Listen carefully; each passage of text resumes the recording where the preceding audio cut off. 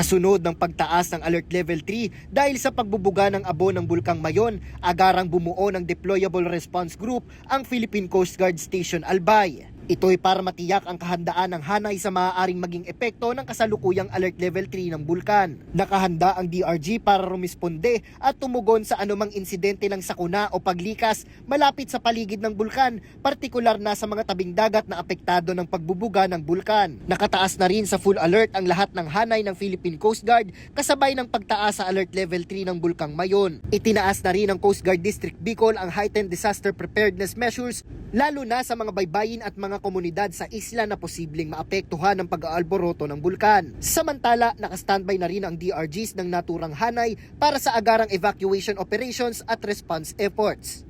Patuloy din ang pakikipag-ugnayan ng PCG sa FIVOX at binabantayan ng hanay ang patuloy na aktibidad ng bulkan.